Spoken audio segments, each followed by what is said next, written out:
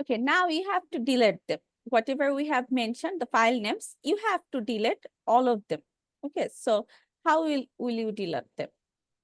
Okay, so delete a file name. At first, I have to use the rm command. Rm is remove rm. Then I just have to specify the file name. So suppose I want to delete the image file, the image.jpg. I don't need that. So rm space image.jpg and hit enter. Then it will delete the file.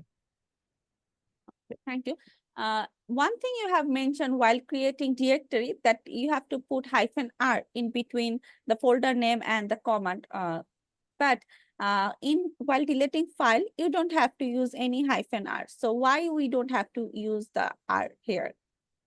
Yeah, as I mentioned earlier, because in a file, so in a directory, there may be some nested ones. So that's why we use -r. But in file, there is nothing in nested directories. So for that reason, we don't need to use -r. It will just delete the file automatically. Yeah, thank you.